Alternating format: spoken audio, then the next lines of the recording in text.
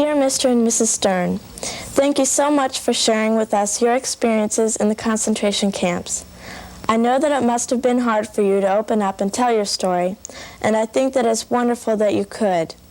Before listening to you, I couldn't really comprehend the seriousness of the situation.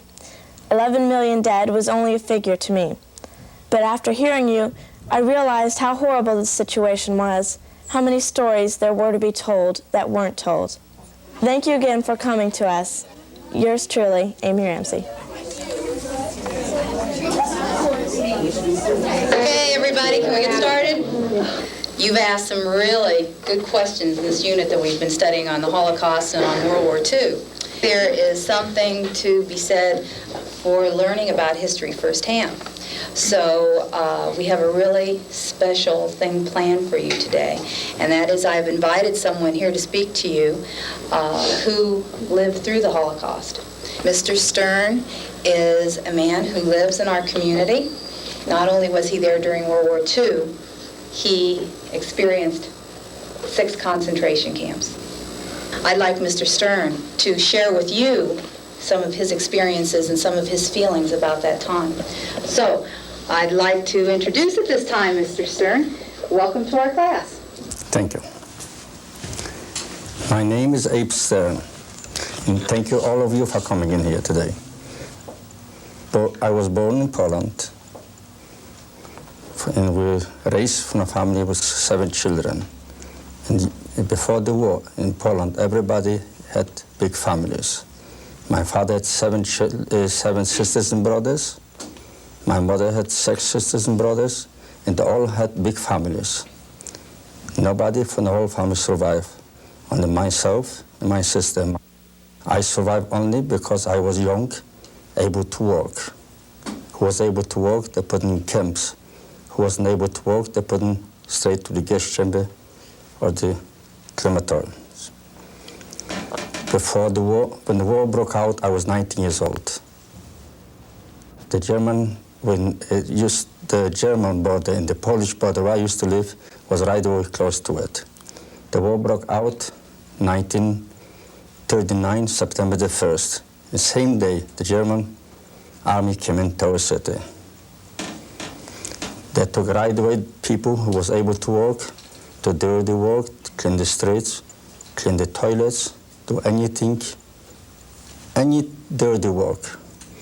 Later, they took young people and they sent them to concentration camp. And I was sent 1939 right away to Germany. And I was in Germany 61 months, 6 different camps. After liberation, I was 85 pounds. Why I survived, I really don't know. Because nobody from our family survived. We had in our family over 100 children. This time was children, because I was 19 years old. I was the oldest in my home family. And the rest of them went straight to the gas chambers. And this is my wife, Judy. I am also a survivor. I was only 13 years old when the war broke out.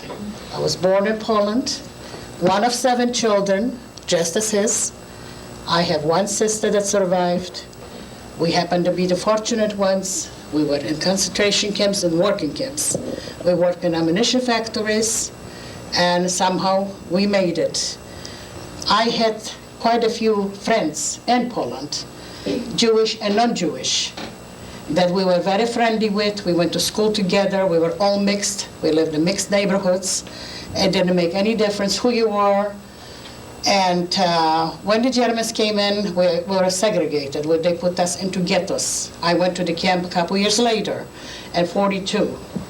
I also found in Poland, when I came back, friends, gentle friends, that would not have nothing to do with me, Polish girls, because the Germans poisoned their minds so badly that we were no good, we were for nothing, we were just absolutely a bad element. And they learned from this experience, and they believed in it, And I had a friend that I sat with day and night. We did homework. We spent holidays together. And I came back to her house, and I said to her, I am so happy to see you. And her mother really embraced me and kissed me. The older people had a lot more understanding and feeling, but the younger generation was the ones that killed me. She said, I have nothing to do with you. I don't want no Jews for friends anymore. And that really hurt. It hurt very badly. I don't know what the guilt is that you are born to a certain race or a certain religion. You don't choose it. You just come into it the way God wants you to. So my experience was not such a good one either. I was the youngest of 7 children. And we had quite a few nieces. I had several married sisters already and brothers. I had nieces and nephews. They all destroyed in a very nasty and brutal way. The Germans came in and they took children and threw them down from several floors, from porches, from windows. It's just unbelievable to describe. I was in Auschwitz, in Bergen-Belsen, in several different camps. And as a child, it was absolutely unbelievable to think that you can take all this and still have a mind, still be normal. Thanks God, I think that we are normal. We have a beautiful family. We have 3 children, and they are very normal, intelligent. They all went to college. 2 are married. They have their own families, and 1 is only 20, so she's at Ohio State. Well, we hope that we are some help here to you, that we can give you some example. If you want to ask any questions, I will stop and we'll answer as best as we can. Yes. Okay, go ahead. Tammy? How did they know who was Jewish and who wasn't? Very good question, honey. The Germans did not recognize so much the Jewish people, but the Poles. People showed the Germans who was Jewish, who was not Jewish. First of all, we had to wear armbands with the Star of David. Right away when they came in When the they first came in. day. And if you would not wear it and they point you out, they'll shoot you. And you was always hoping, there is such a big world, you was hoping you survive. So you did everything to obey them to save your life. And whoever they didn't know was pointed out by your friends and your neighbors that you hoped they were your friends and your neighbors. What kinds of foods did you get to eat in the camps? Well, you don't consider this food. Any kind of trash that they could find and make up. It was mainly water with a few vegetables floating on it and a slice of bread. This was your ration for 12 hours, for the whole day. You worked 12 hours, 1 week day shift, 1 week night shift. And this is all you got. This was the food. We went back, always when we went to work or from work, we always had assessment going behind. Lots of people tried to pick up some grass, to take back grass to the camp. They should be able to put in the grass in the soup. They should have more. And if our assessment catch them, he shoot them right away, just to pick up a little bit of grass, because a piece of bread was dead or life. What was the expression of the American troops when they liberated the people from the concentration camps? 99% of them, they didn't believe it, that this could happen. And they didn't know it. They haven't been prepared. This was a big mistake. They haven't been prepared. They treat us very, very good. They brand all the people in the concentration camps with tattoos on their arms. I have one. My wife has one because it was just... Certain concentration camps had numbers, What? not all of them. You were at Bergen-Belsen where Anne Frank died. Yes. And I know that typhus and starvation and other things, besides the gas chambers, were A lot of people died killing. from starvation. Not they didn't have to put them in the gas chambers. They didn't feed them. And no clothes. The minute we got off the trains in Auschwitz, they put us in the, when some went in the gas chambers, we went into the showers because we were needed, we were sent to Germany to ammunition factories. And so they took all our things away, our clothes away. I had a few pictures from the family. So I hid them and they tore this away from me.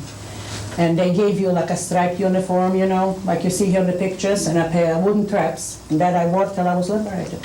Summer and winter. No underwear, no coats, no sweaters, no nothing.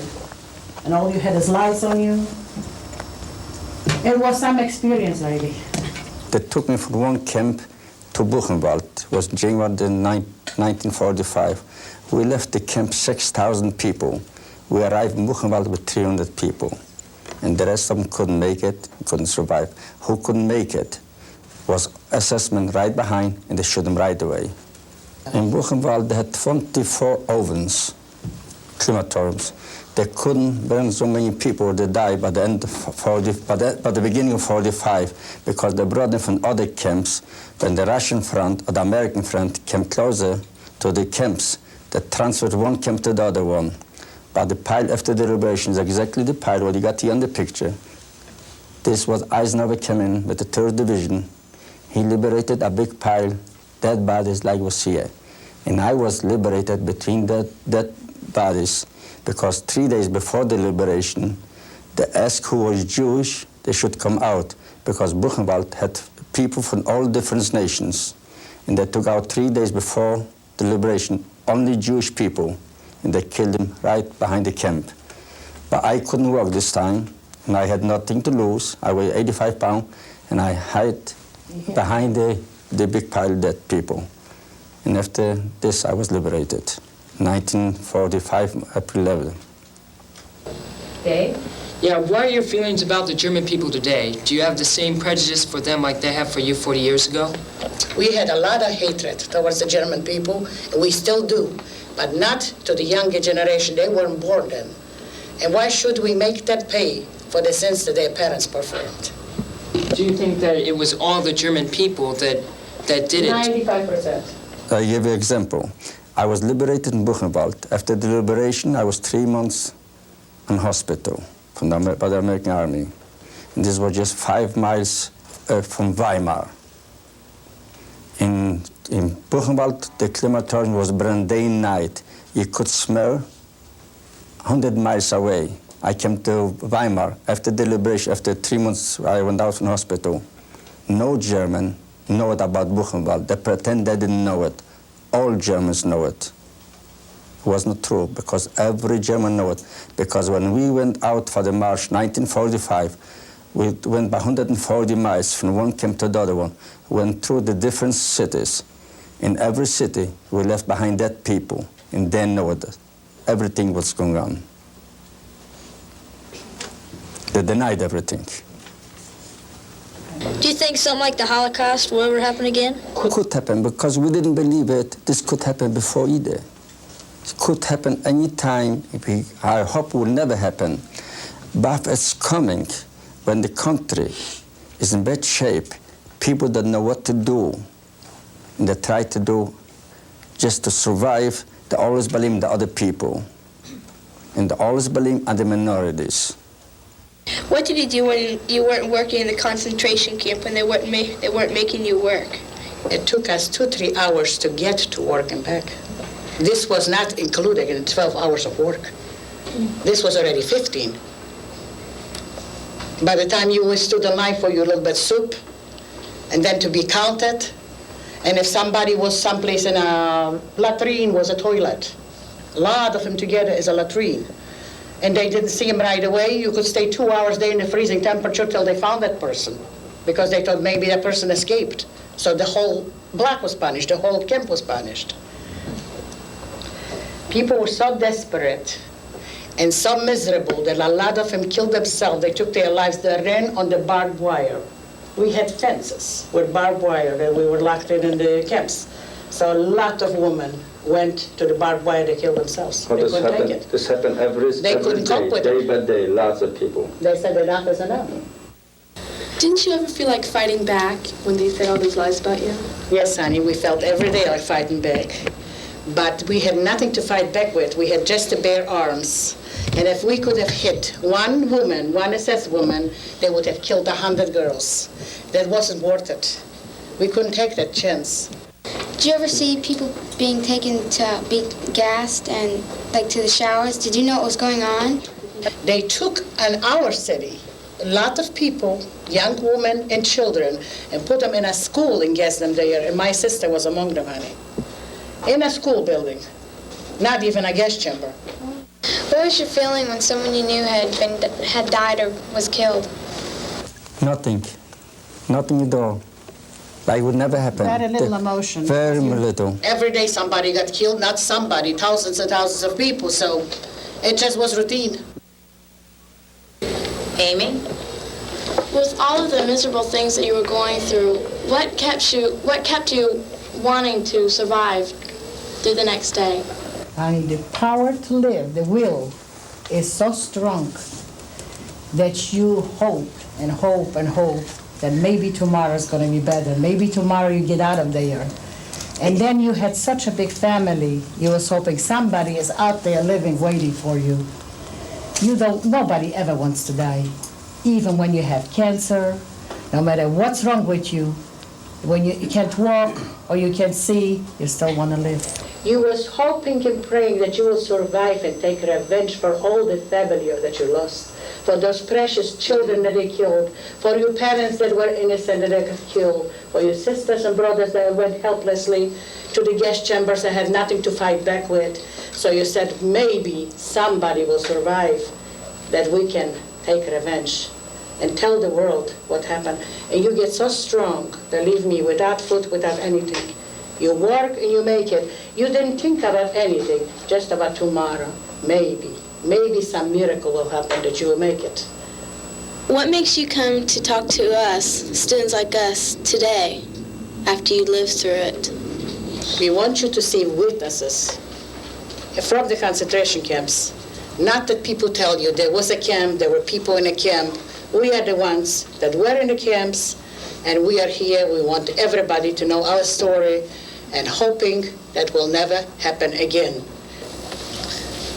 Mr. and Mrs. Stern, we want to thank you so much for coming and making history come alive in our classroom. Thank you very much. Thank you. Well, nice to see you.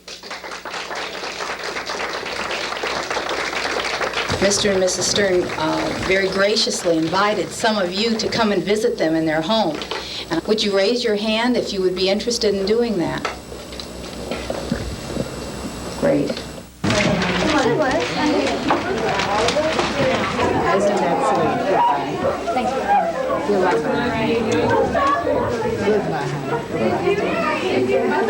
Dear Mr. and Mrs. Stern, as I'm writing this letter, I thought it appropriate to start with a quote from one of Judaism's greatest sages, Hillel. He used to say, Im ein li mi li, which translated means, if I am not for myself, who will be for me?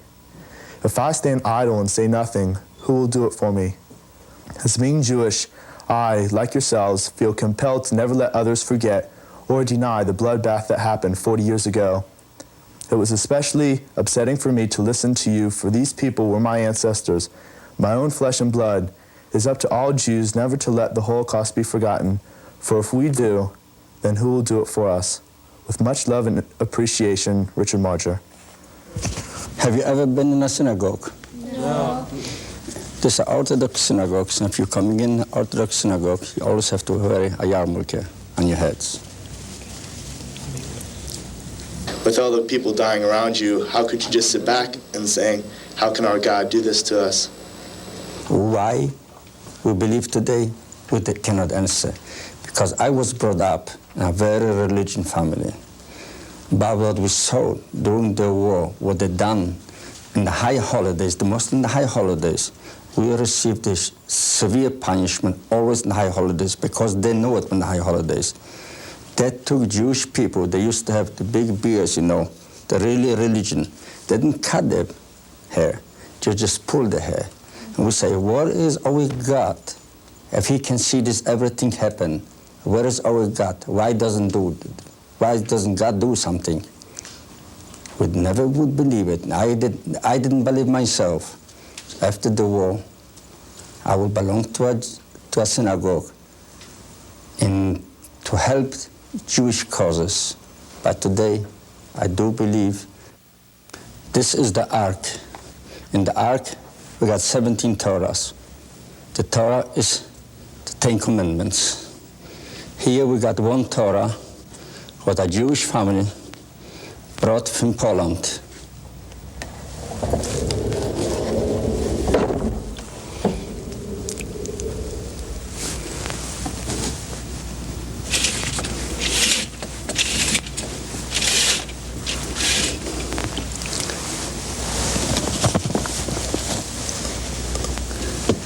this Torah, a Jewish family went in hiding in the forest and took the Torah with them.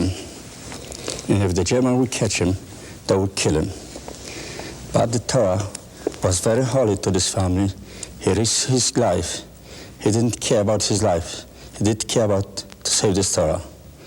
During the war, 1939, when the Germans came into Poland, they took the synagogues, the Torahs, and the people in the synagogues, and took some gas and burned in life, the Torahs and everything, because they know it. The Torah was very holy to the Jewish people, and everything what was holy to the Jewish people, they just liquidated. A job like I had before, you can still find today. Two things I will never forget in my life happened during the evacuation from one camp to the other one. It was 1945. The Germans make from us like animals. For 2 weeks, we did not get no food at all. I saw on my own eyes the people ate human flesh. In a camp, the name was Gross Rosen, and I saw this by myself. People behave exactly like animals. This is what the Germans make for the people. Another thing I will never forget, when we went with the railroad trucks for 2 weeks, this was 1945, before the liberation. We didn't get no food, no water, nothing. People drank urine because you can survive without food, but you cannot survive without liquid. And those two things I will never forget in my life. In the camp was capos, like you say here, like a foreman. You know the foreman? A foreman is like a capo. But between a capo and a foreman would not beat you. And a capo did beat you for anything. You went straight, he wants you to go crooked. You went crooked, he wants you to go straight. Anything they could find to beat you, they always get something. We went to the washroom at night. They chased away from the washroom. When we went in the barrack, they chased away, you should go in the washroom. If we went Sunday sometime, we got off. They make you to take bricks from one pile to the other one, from another pile to another one, just to make you to work. Did you ever think you were going to die? Did you ever? It didn't mean nothing. It didn't mean nothing. You die, you die. Because we saw every day people dying, people got killed. It was nothing. You lived with it. It was nothing. You walked on the pile, dead people, you sleep with them, you live with them. Nothing. Didn't you have some initial shock? I mean, when did you finally sort of accept death? There was no shock at all, because we lived with it. This was all part of our life in the camps. I mean, like when you first came in to the... Our shock was after the liberation, because we didn't have where to turn and to turn. Like we went back to our neighbors, the neighbors in Poland. That one had nothing to do with you. This was the shock, because we thought if we would survive, we know everybody by the first name in the small towns. They will open the arms, take you in. But it was not such kind of thing. This was the worst shock. Didn't your family realize what was going on before? I mean, didn't family say, well, we have to get out of here before the Germans wanna... Where could they go? We didn't believe it. This will happen. Nobody believed it. The people could do something like this. We thought the German people are very educated people. That could never happen in Germany. The German Jews never believed it that could happen in Germany. The German Jews always thought that the first the Germans, the second the Jews. But then Hitler came to the power. He said, no, you first Jews, second you Germans. How long did it take you to adjust back to a normal life once you got out of the camps? Did it take a long time, or? It really didn't take a long time. After the liberation, I was sick for 3 months because of the food, most of the food, because we got They gave us, the American Army gave us, the food was too fat. We couldn't get it. And lots and lots of people died after the liberation. Did you ever wake up in the middle of the night or have really horrible dreams about what happened? We still have to today, many, many nights. We're still looking our parents, our sisters and brothers. I had one sister, she was 3 years old. When you were in camps, did you make any new friends or? I'm afraid to tell you we didn't make no friends because everybody looked out for themselves. People were selfish. To survive, you had to be selfish. You had to look for yourself. And everybody was the same way. You couldn't make friends because today he was your friend and tomorrow he got killed or died. Do you remember the last time seeing your parents or family, like before you were sent off to camp? In 1939, I saw last time my parents. In 1942, I received a letter from my parents. The German taking them away, they don't know where. But they do find out. They went the same day, the whole family, to the gas chamber to Auschwitz. My mother, when she went to Auschwitz, she was 42 years old. This is the last time I saw the parents. Now, you said both you and your wife were from camps. Now, were both of you from the same camp? No, I met my wife in 1945, after the liberation. I was liberated in Buchenwald. I went back to Poland to look for some relatives. I couldn't find nobody. I went back to Germany, to Regensburg, and I found my wife over there. And we got married over there, 1946. How are you, Steffi? Fine. You're fine. Why don't you have your cookies and your juice? Then you can go and play. They are our grandchildren. This is Aaron, he's 9 years old. And this is Josh, he's 7 years old. Josh. And this is Stephanie, she's 2 years old. Hi, Steffi.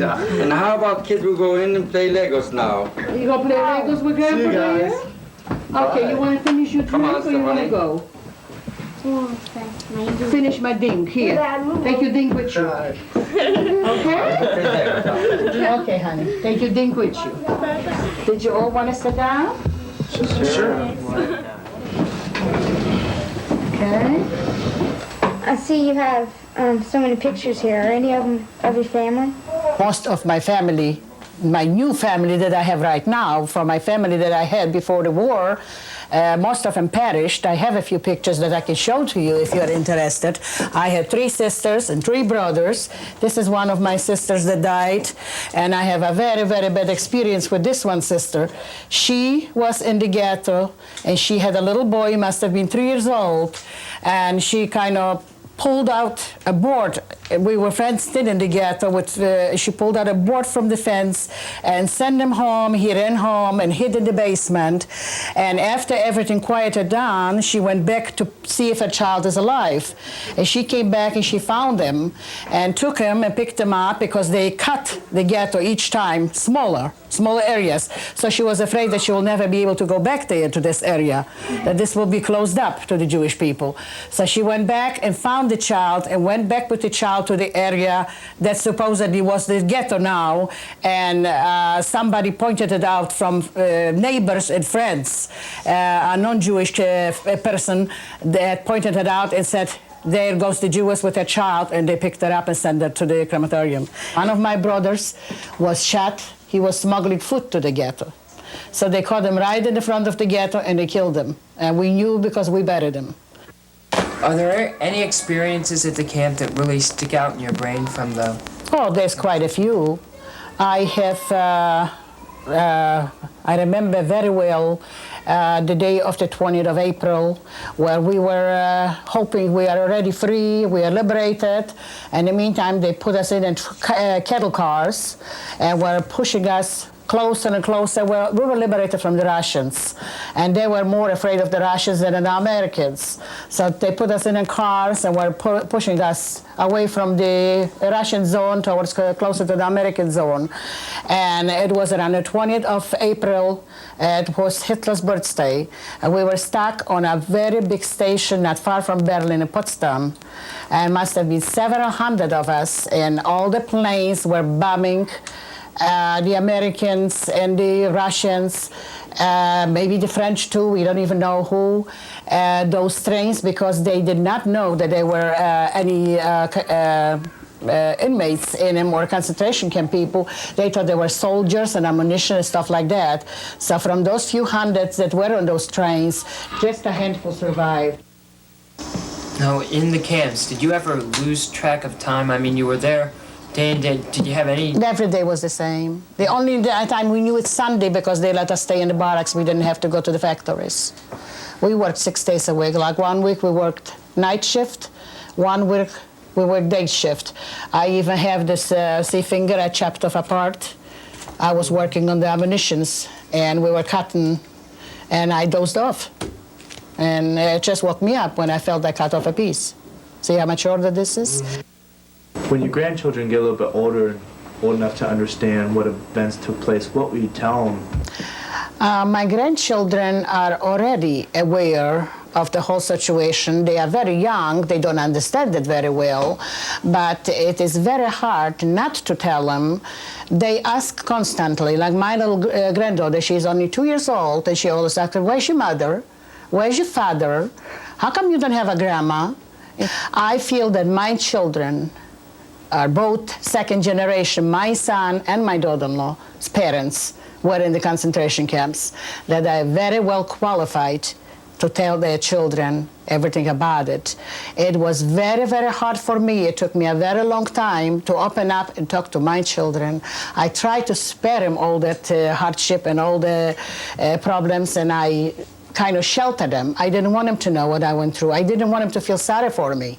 But when they got older, started asking, like my daughter, the older one, she had a little girlfriend here, and she used to go there quite often, and she said her grandparents happened to be divorced, so there are 3 grandmothers in the family. Is remarried, you know. She says to me, Mom, how come Linda has 3 grandmas and I don't have a one? And things like that. Really. So my friend even said to her, Shirley, you are my daughter too. I adopted you. So those 3 grandmothers belong to you too. Now, you came to America in 1950, correct? Yeah. Well, what do you feel about America? Is it different from your own? Absolutely. The people are much nicer and much friendlier. It's a beautiful country, and we are very, very surprised and very amazed seeing Americans here talking against America. That kills you. And really, who can really express their opinion? Somebody that lived over there, that was over there, and came over here. But when I came here, the people were very open and very friendly, and we just love this country. How can the future generations stop this from happening again? Well, this is why we are here, and that's why we discuss on it. We want everybody, every person, to know what happened, because there's an awful lot of Nazis around, and they're trying to deny that it ever happened. So you see us as witnesses to those terrible crimes. We are the survivors, and we're hoping that every one of you will spread it around and tell everybody and talk about it constantly, bring it up, and see that that never happens again. Dear Mr. and Mrs. Stern, thank you for taking your time to come and talk to our class about the Holocaust. I still do not fully understand the reason why the Nazis would do such a sinful thing, but I don't think anyone will ever fully understand. It made me think of questions like, why did it happen, and would it ever happen again? An episode in history such as this must never be forgotten. However, if I do not tell the story, then who will tell it so that it will not be lost? With much love and appreciation, Richard Marger. Yours truly, Trina Sisters. Thank you very much, Jason Frost. Yours truly, Dave Bishop. Thank you again for coming to us, Amy Ramsey.